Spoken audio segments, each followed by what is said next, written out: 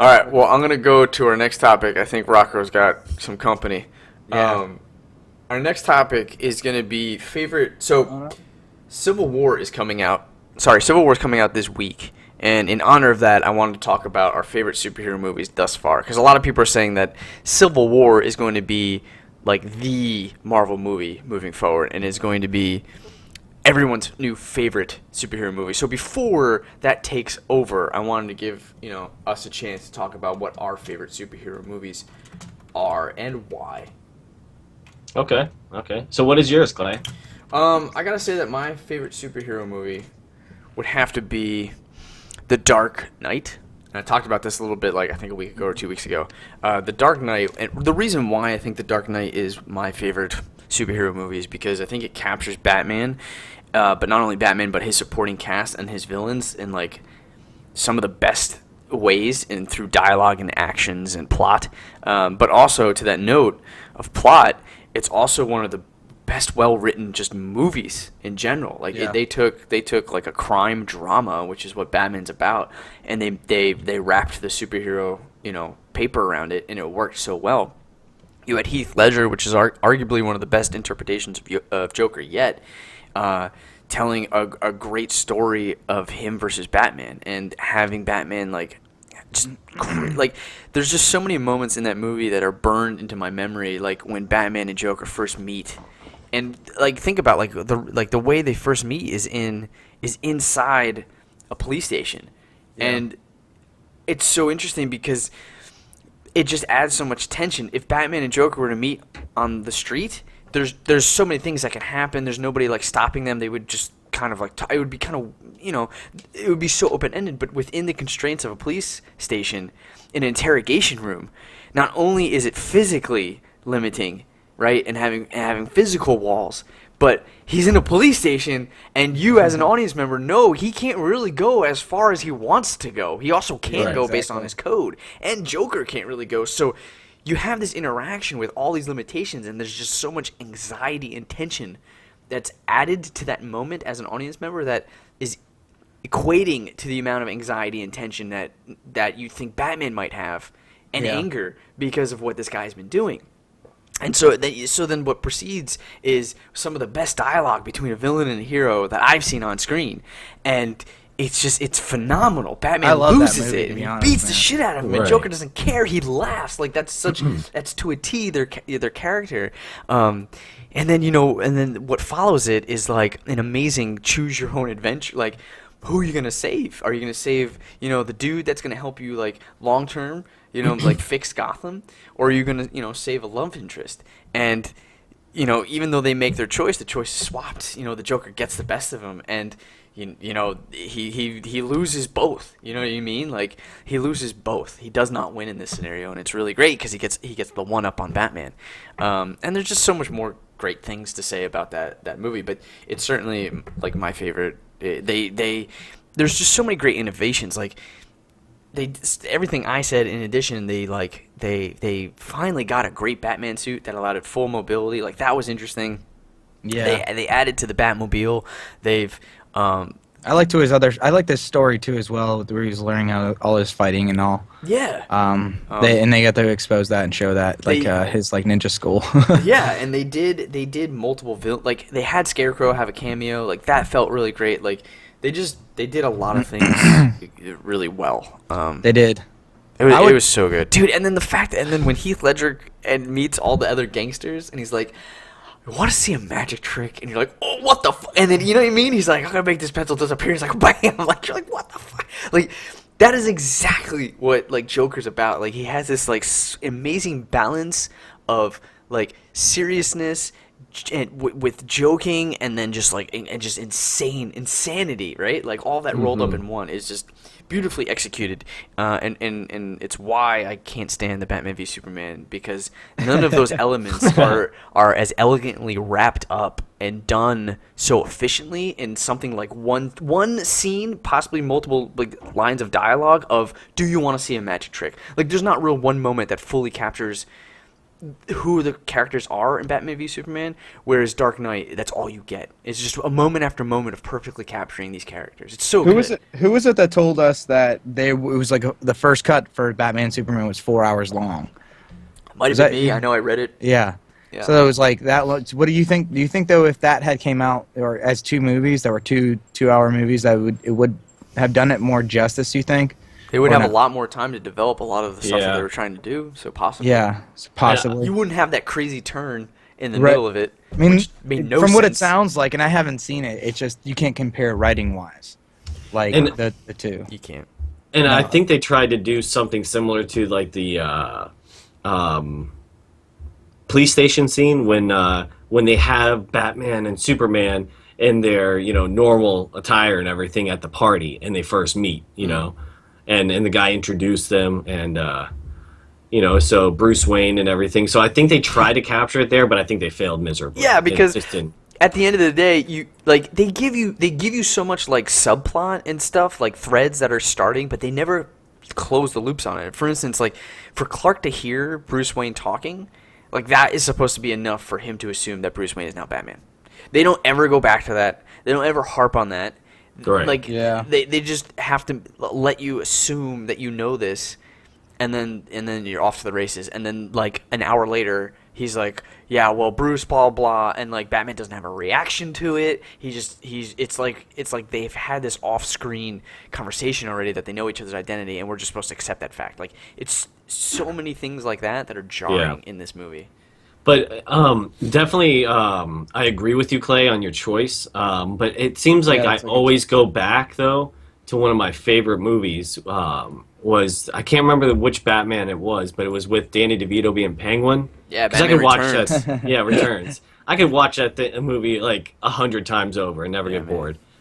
So that was always one of my favorite, probably superhero movies. Dude, you had Okay, so Catwoman, you guys- you had Penguin. You guys Yeah. are probably Tim gonna Burton. call me like I don't know, whatever you call me, fine. But Deadpool is like one of my favorite. Oh, right now. cool. See, I Like- haven't seen it yet, and I think that might be mine if I watch. You know what? It's like for feeling like I'm big on comedy. I love comedy movies. Whenever I want to watch a movie, usually I'm always choosing a comedy because what I look at is I want to be laughing. I want to be entertained, and where it's laughter because I feel like Right. that makes me leave anything feeling good. Like I can watch something like Narcos, which is really anxiety filled, really good action story, but it's full of anxiety where I leave that feeling anxious. You know what I mean? I'm like, so I love watching comedies, and Deadpool for me felt like it was like non-stop delivered this sarcastic humor that I love to get. Not to mention that Ryan Reynolds is like one of my man crushes. Yeah, I was like, and it just gotta see him in delivering- tight tights. Yeah, exactly. But he's delivering the comedic reel perfectly, tied with like lots of action that was, it came off like Deadpool. Realistically, I feel like they did a really good job, like creating that character and the development they had showed within it. I think that honestly, that was one of my favorite, superhero movies right now. And although Dark Knight is up there with it, because don't get me wrong, hands down, that's a fucking great film. Dude. But like, I love Deadpool right now compared to all the other more modern stuff that I'm seeing, like that's coming around, like the Captain Americas, the Marvel movies. Like it's okay right now. Some of them were like terrible, some of them were good, but I think like Deadpool refreshed it for me.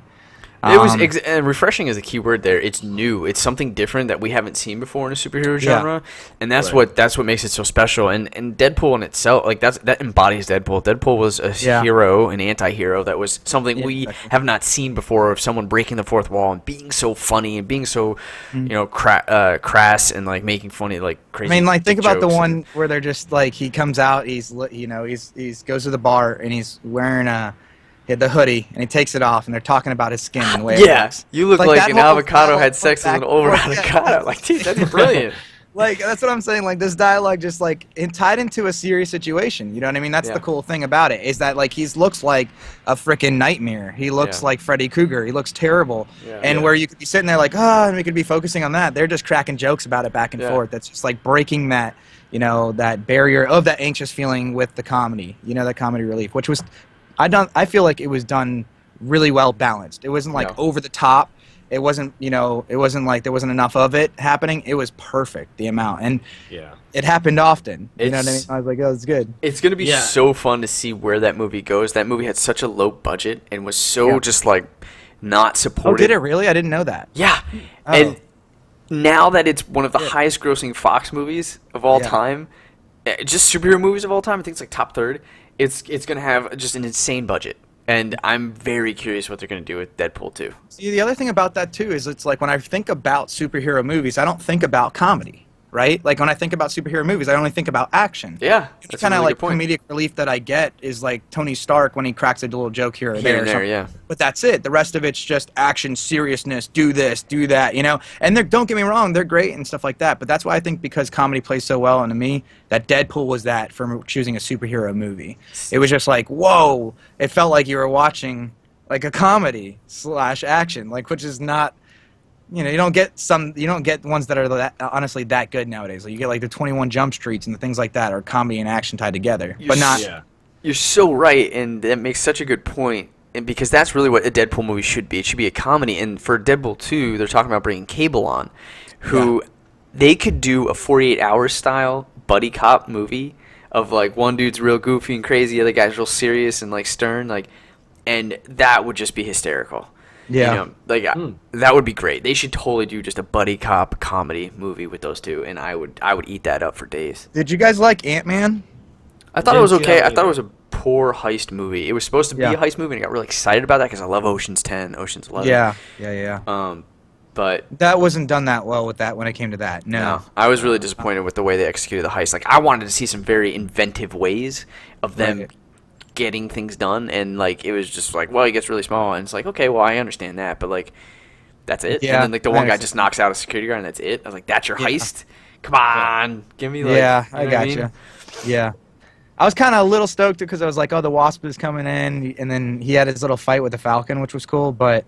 Like I did expect more too to happen on the heist situation, which was like supposed to be the climax of the movie. Yeah. But I don't remember what his name is, but I felt like he played a pretty good role. That was Paul Rudd. One. What was his name? Paul Rudd. Paul Rudd. Paul Rudd. That was another one where he was trying to tie in the comedy with the action.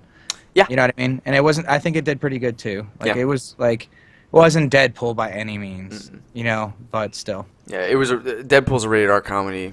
Ant-Man's a heist movie with PG-13 comedy.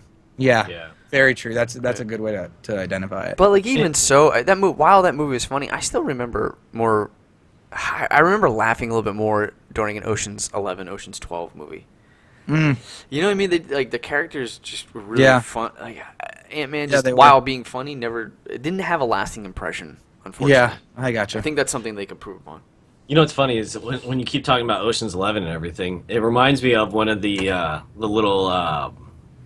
I guess bloopers that they've done where it's still in the movie, but when they change something in the background and they don't realize it, there's one part where Brad Pitt, he's standing there with a shrimp cocktail in his hand, and it's like in this like glass, and then like it keeps doing these different pans, and it's changing from a glass to a plate, like in 3 different ones. It's like, wait, what the fuck is he actually supposed to be holding? So yeah, because I like it when you can catch those things in movies. Are they doing that on purpose? No. It was a mix up. Like they screwed up. Yeah, and no one caught it. So it's pretty funny if you watch it. Like you can Google it and you'll see he's like standing in this lobby and it just keeps switching back from a plate to like a cup or a bowl. I forget what the term is to classify that person. It's that person's job. Continuity artist or something like that. Call it. All they do is just look for things like that in the movie. That's their job. And make sure that it syncs up. That's it. Yeah. Always. And it's like, that guy failed. Whoever did Ocean's 11. Exactly. It's like, oh shit. Yeah. That's cool. Well, anything so else? The new Civil War. I'm not gonna lie. I haven't been like. I've heard a few things here and there. I haven't even seen the trailer, to be truthful. Dude. I think like. I think the concept's good. I've been kind of tired of the whole Captain Marvel and Captain America and the I don't know, the whole Justice League going on. Not two different stuff. Not Justice League. Avengers. Avengers. Damn, I was like trying to think of the name. Well, look, the Avengers story going on. We get to see a couple new heroes in Black Panther, Okay. and Spider-Man. This is the first time we get to see Spider-Man, and everybody's okay. saying, like, Marvel Spider-Man. And everybody's saying this is the Spider-Man that we've been waiting for. He's just Okay. really well done, and so that excites me. Also, the Russo brothers are responsible for the Winter Soldier. They wrote that Okay. movie and directed that movie, and Winter Soldier is one of the best Marvel movies to date. So Yeah. seeing the Russo brothers take on, Civil War, I think is a lot. I want to see what they do. What's their next step with that? Yeah. So that interests me as well. Gotcha.